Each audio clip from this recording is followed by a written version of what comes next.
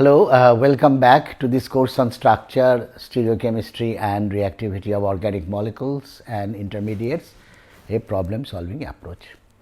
In this session, what we will do, we will solve some problems related to Wardy and Cotton effect of different chiral molecules, but they are having a chromophore which is in the form of a carbonyl. Okay. Remember that what happens when a plane polarized light or a linearly polarized light passes through the chiral medium. The two things can happen. One is what is called circular birefringence, that means the refractive index for the left and the right circularly polarized light could be different, and that gives different velocities, and ultimately that is what is reflected in the rotation, having the specific the rotation that we have, specific or the molar rotation. Okay. And on the other hand, the other possibility is that the two types of light, that is the left and the right circularly polarized light, can be absorbed differently, and that will give rise to what is called circular dichroism, because the light becomes elliptically polarized light, and the degree of ellipticity is basically what is reflected or what depends on the type of the chiral compound that you are handling. Now, remember that in case of circular birefringence, as you lower the wavelength of light, the wavelength of light, the rotation changes. Okay. The rotation for some compounds, rotation changes not abruptly, slowly changes, either it can increase or it can decrease slowly, but without showing any maxima or minima. Okay. It is a gradual increase or decrease. These are called plane curves. On the other hand, for the molecules, if you are measuring the rotation in the region of its absorption of the chromophore, the absorption wavelength of the chromophore, then what happens? What is seen is that there is an abrupt change of rotation. First, there could be a maxima, rotation increases rapidly and then falls down and reaches a minima, and then again goes up, or vice versa, that it can go down rapidly through a minima and then come up and then cross a maxima. Okay. This happens at the near the vicinity of the, or basically at the absorption window of the chromophore, and this is what is called Cotton effect. You have positive Cotton effect, a negative Cotton effect. Okay. Positive Cotton effect is as you lower the wavelength, if you see the first the maxima followed by minima, that is positive Cotton effect, and if it is the other way around, first negative then positive, then that is called the negative, first negative and then positive, that is called the negative Cotton effect. Okay. And there are ways, there are empirical ways to predict the Cotton effect of a molecule, especially these ketones, and that one famous empirical rule is what is called the Octant rule. Okay. In the Octant rule, what is the space is divided into octants, the rear octants. There are 4 rear octants and there are 4 front octants, and the molecule is basically viewed by placing the carbonyl right at the cross section of the of these octants. Okay. And today we will do some problems on this Cotton effect, prediction of Cotton effect, drawing of the projection of the molecule. It is a 2-dimensional projection, and then try to figure out what will be the Cotton effect of the molecule. Okay. Sign of the Cotton effect. Now, again I show this system. See, this is the simple system is here a cyclohexanone. This is your carbonyl. This is the carbonyl, and it has got this. The red is in this case, the red is equatorial and the green is axial. Okay. So, how this molecule is looked at? The molecule is looked at from this level, okay, and then you have this front octants, that means the space towards the carbonyl oxygen is the front octants, and the space away from the carbonyl, that means behind the carbonyl carbon are the rear octants. Okay. And then there are these rear right or the upper right, you can call this is upper left, then lower left, then lower right. Okay. So, this type of this space is fragmented into these octants. Okay. And the overall cotton effect is dependent on how many substituents are occupying are populating, or which octant is populated the maximum by the substituents, and that will decide the sign of the cotton effect. Okay. Now, how to draw the projection, that was the important thing. Remember, I can draw it here again. This is your carbonyl.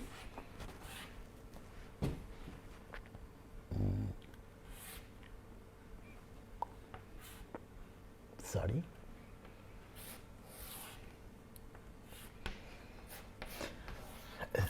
Sorry, this is axial, equatorial, and this is axial. So, this is the kind of the way you hold the carbonyl. Okay.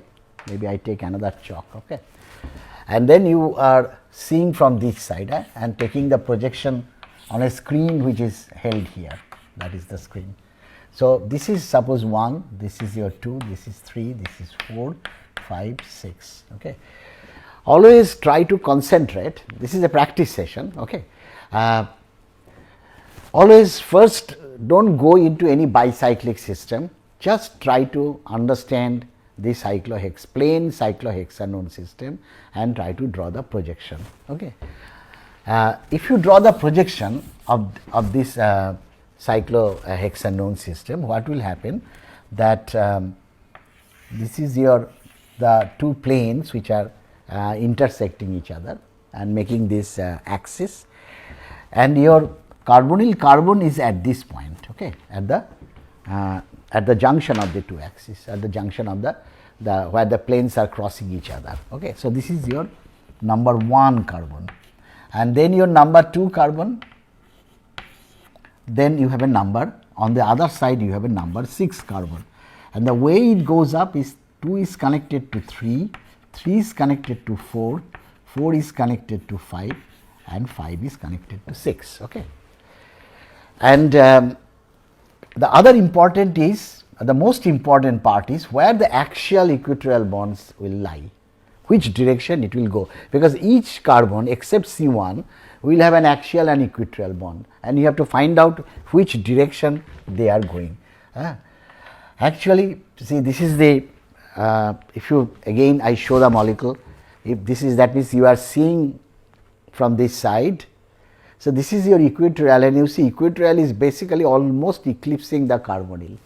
The equatorial at C2 and C6 is almost eclipsing the carbonyl. That means, this is the equatorial bond and this is the equatorial bond attached to 6. Where are the axial bonds? The axial bonds are basically going downwards. So, these are the axial bonds. If you look at the molecule again, the green one is going down. Okay. So, these are the axial one. The same situation happens at C3 and C4, same situation happens at C3 and C4. Here the axial is up and the equatorial is going on to the right side for C3. So, this will be equatorial, that will be axial, and on 5 this will be equatorial, that will be axial, and then 4 at the carbon 4 you can see it from here, this is your equatorial and axial will be at the down. See, this is the diagram you have to digest. Do not go into any bicycle, again I repeat, first concentrate on cyclohexanone and then try to draw this and keep this in your mind, that where are the how to put the, first of all, the skeletal atoms, that means the carbons, and then once you put the skeletal atoms and then you put the axial equatorial bonds. If you really, if you can master this, how to draw the axial equatorial, which direction they will go, then any number of cycles will not pose much problem in drawing the Wardy projection of this of any molecule having more number of cycles. Okay. Now, this is the one important message. The other is that cyclohexanone will not be presented in the way that I have represented, okay, earlier. The cyclohexanone can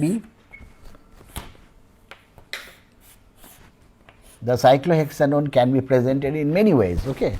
Like it can be, I can put the cyclohexanone in this fashion, okay, and then suppose I put a methyl here and a methyl there, okay, and I ask you to draw the projection of this molecule. Okay. Now, how will you do it? Okay. First of all, just number it. This is 1, 2, 3, 4, 5, 6. Okay. Now, in reality, what you have to do? You have to bring this molecule and draw it like this. Sorry.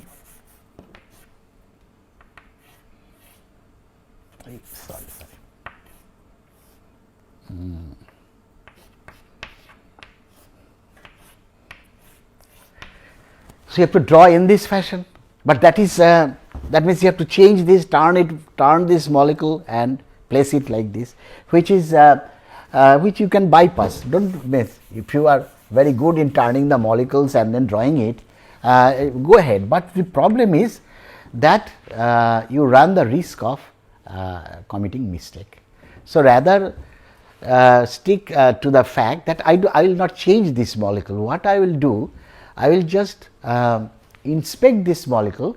First of all, some important parameters I need to inspect. One is that in the cyclohexanone, I told you earlier that there are 3 carbons which are called the head of the chair, and there are 3 carbons which are called the leg of the chair. Like these are the leg of the chair. Okay. So, these are the head of the chair. First, check whether the carbonyl carbon is occupying the head of a chair. Okay. If that is the case, then you are then that is the way actually it should be viewed, that it is should be at the head of the chair.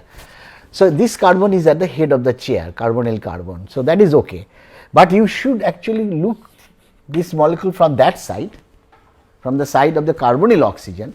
But in this molecule, the molecule is written in such a way that you cannot go into the back side of the board and then see it. Rather, you see from here, no problem, you see from here, and whatever you see on the right, you change that to left, and whatever you see on the left, you change to the right. So, that is the other important point you have to remember, okay, that first inspect whether the carbonyl is occupying the head of a chair or the leg of a chair. Like if it is written in this way, then this is your 1, 2, 3, 4, 5, 6. Okay. So, now again you should look from this mess, you should look from that side, but that is difficult. So, you look from that side. Now, first check whether it is occupying the head of a chair or leg of a chair. If it is occupying the leg of a chair, which it does here, then you do not have to change whatever you see right and left should remain the same. So, the rule basically is said that check whether the carbonyl carbon is occupying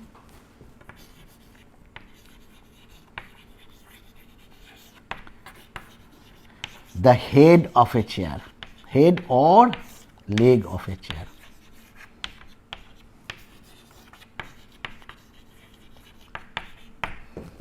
Okay. And then if it is for head, and if you are looking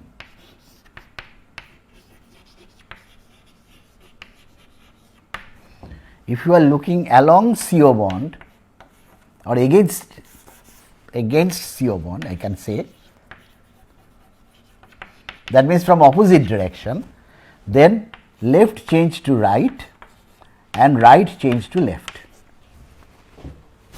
For leg, if it is occupying the leg and if you are looking against the carbonyl, then what it will happen? Then L remains L, R remains R. Okay. Against the carbonyl means I am looking from the side of the carbonyl carbon, okay, and not from the side of the carbonyl oxygen. I can also say that if you are looking along C double bond O and not O double bond C and not O double bond C. Okay. So, these are the things. If you remember these things, then I think drawing the Wardy projections becomes much easier. Okay. So, we will just try to do 2 or 3 examples. One is, let us see where are the problems. Yes. One is there is a see there is this question that parhydrophenanthrene you have read, no? Parhydrophenanthrene. So, if it is asked that draw the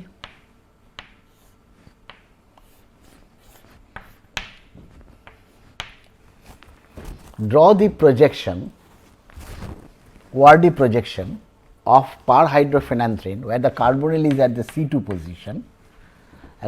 position, and predicts its cotton effect. Okay. So, what you will do now? So, first number it 1.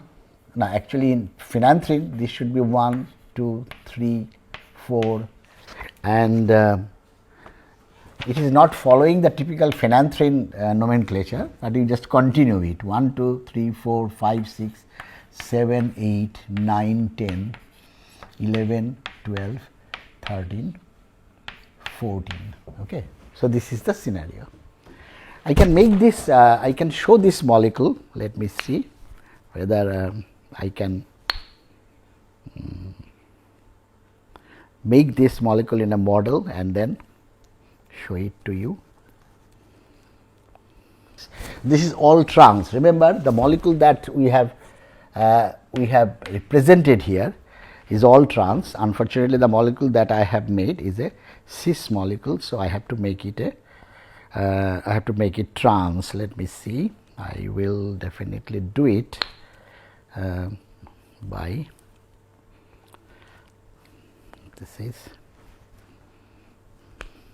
this is again cis. Have to find out the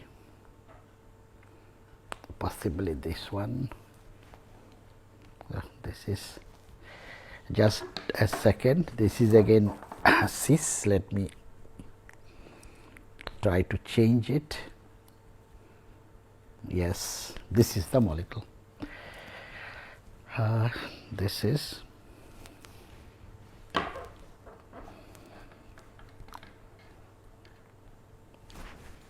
let me complete the structure. This is the chair form.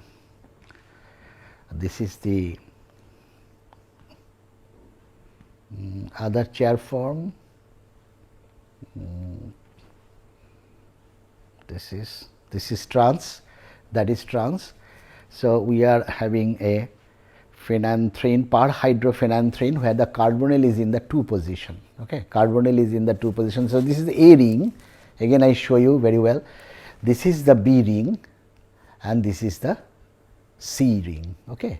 So, now the molecule is written in such a way that the carbonyl goes in that direction. Okay. The molecule is written in such a way that the this is very flexible. We have to make it a chair form. Unfortunately, it tries to go into the boat form. So, unfortunately, it is written in such a way that the carbonyl is actually going in the back side, but it is very difficult to see from that side. So, what you will do? You will again first check whether it is occupying the head of a chair. I can show you again. See, this is occupying the head of a chair. Okay. Again look at this. So, head of the chair, that means I look from this side and then I start drawing the projection. What I said that if it is occupying the head of a chair and if you actually looking against the carbon oxygen, that means you are looking along the CO, not OC, then what will happen? This will be your 2 and you have to change now. So, the left side will now be 3 and right side will be now be 1. Okay. And then you complete the octant of the projection of the A ring. So, 3 is connected to 4, 4 is connected to 5, 5 is connected to 6 and 6 is connected to 1. So, your axis is basically this. Okay. Now, what will happen? Now, you have to complete the B ring, projection of the B ring. So, B ring projection, you see what is the status of, this is 1, 2, 3, 4, 5 and 10, sorry, this is not 6, this is 10, I am sorry. So, 10 is attached by an equatorial bond to 9 and where does it go? Remember the original diagram. So, that will be your 9 and at 5 you have an equatorial bond goes at the upper side, right. So, that will be your 6.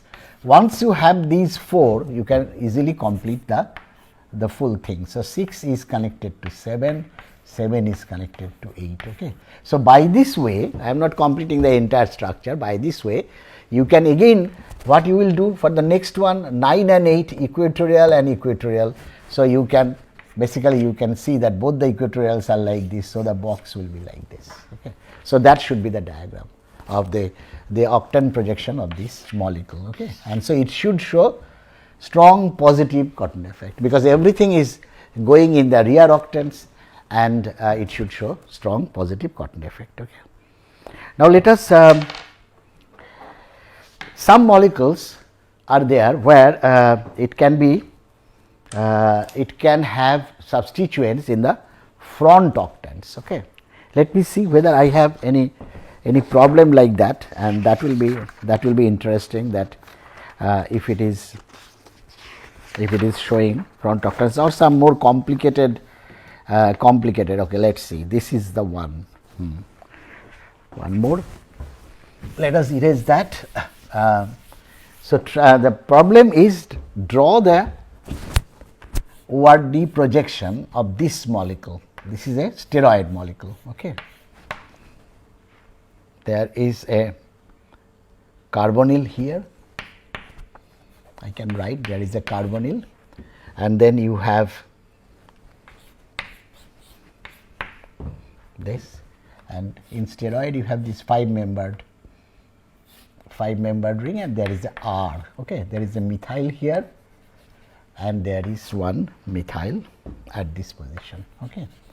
So, if you now number this, so that will be, this is your 1, this is the 2, this is 3, this is 4. So, this steroid molecule we are trying to figure out that what will be the final point is that what is the cotton effect of this molecule. So, that is 5, then you have 6, 7, 8, 9, 10, 11, 12, 13, then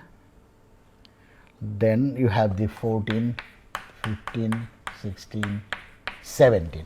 So, that is the kind of numbering we adopt. Okay. Now, if you want to draw the projection formula, okay, it is little tricky now. Okay. First of all, you see this cyclohexanone system, the carbonyl is occupying the head or leg of a chair, that is number 1. Okay.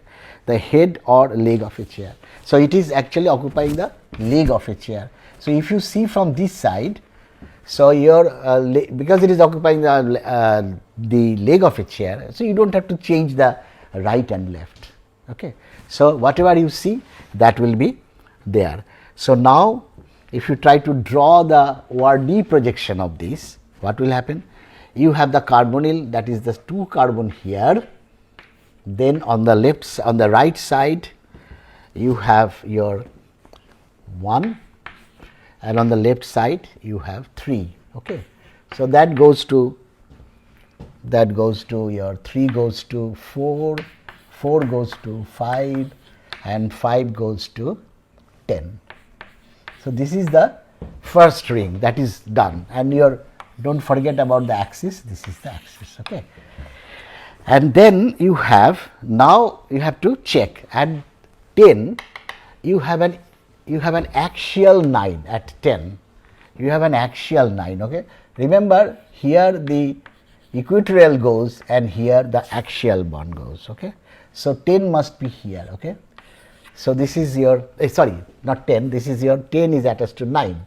So, 9 must be here, and at 5 you have equatorial, you know 5 equatorial goes at the top, axial goes at the bottom. So, 5 equatorial goes at the top. So, 5 is connected to 6. So, you have 4 atoms now. So, 6, 7, you can complete it 8. Okay. So, this way you continue. Now, the next ring. So, you have drawn A, B and this is C. Okay. Now, the C ring is basically via this the 8 is connected to 14 and 9 is connected to 11. Okay. This is now 8 is connected to 14 and that is there. So, that is the trickiest part here. The trickiest part is this, that 9, yes, 9 is equatorial. So, you expect that should go here. So, 9 is connected to 11, 11 is connected to 12 and 12 is connected to 13, that is also okay. Just a second, let me 12 is no, this is just a second. 8 is connected by an equatorial bond to 14. 8 is connected by an equatorial bond to 14. Okay. And so, that should take into consideration, and 9, 8 and 9. 9 is okay. 9 is connected by an equatorial bond to 11. Okay. That is okay. And then 11 goes to the 11 is connected to 12. So, if you want to complete this, say this is a little bit tricky, do not draw the 8 right now.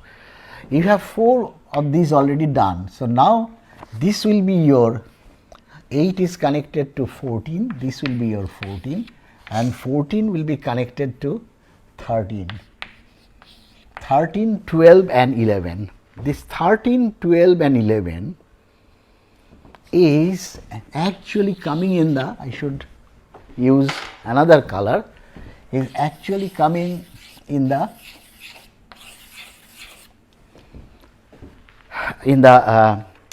near front, in the near octant and not the far octant. In the near octant they are coming. Okay. Now, that is little bit difficult to understand. I will show you in the model that how it is possible, that why that how this is coming in the front octant. Okay. So, let me try to form the model. So, that should be a cis, that should be a cis ring junction, then there is a trans ring junction, yes, that is okay. There is a trans ring junction, and then so 1, 2, 3, and I have to make one more ring. Okay, 3 are there. Actually, oh yes, I have to make one more ring. So, this is okay, that is the 3, this is parhydrophenanthrene, and then 1, 2, 3, there are 2 groups, and then you have to make the 5-membered ring. Okay. This 5-membered, this is 1, 2, 3. So, that is the, I have to remove 1 carbon and then show it. So, this is the situation, this is the molecule that we have depicted. I can show you here. See, this is the carbonyl. I hope it is okay. This is the carbonyl, then this cyclohexane chair, then another chair, that is the C ring, and this is the D ring. Okay. So, now if you you have the molecule in hand, you have that luxury. So, you look from the carbonyl side, you look from the carbonyl side. Okay. So, if you look from the side of the carbonyl, you will see that, let me see again, just a second, 1, 2, yes, 1, 2, 3, 4, 5, 6, 7, 8 and then 9, that is okay. The 11, 12, 11, 12, 13. 13 has a methyl. I think there is one mistake here. The mistake is that. So, this is the carbonyl. Now, if you see very clearly, you see that these three bond atoms C11, 13, 12 and 11, 13, 12 and 11. Where are those 13, 12 and 11? So, 13, this is 13, 12 and 11. They are actually coming in the rear octant, in the front octants, and that is the reason why you are having these three atoms in the front octants. Okay. If they are in the front octants, remember what happens in the front octant, the sign changes. In the rear octant, this is minus plus, that is rear, and here it will be plus for the front octants, plus, minus, plus, minus. Okay. So, that means these 11, this 11, 12 and 13, these 11, 12 and 13 will give positive, will show positive cotton effect. Okay. And overall, ultimately then what will happen? Overall it has got a, it will have a, not much, but it will have a reduced positive, because these three, these will try to put negative cotton effect, because they are in the rear octants. So, there will be a subtraction between the two, and ultimately it was found that this gives positive, a small positive cotton effect. Okay. So, this is, so there are these type of molecules which are very tricky, where the substituents come in the front octants. Okay. Not many, but like these steroids are there, some parhydrophenanthranes are there, okay, which are basically derivatives of steroid. So, there you see the these substituents folding back and coming into the front octants, and for those systems you have to be extremely careful. Okay. I think that that is the problem solving session on ORD. I told you that I will come back and then do the tetracyclic system. We can also do pentacyclic system, but I think do not make the things too complicated. We have done the monocyclic cyclohexanone, then the decalin system, then the parhydrophenanthrene system, and finally this steroid system. Okay.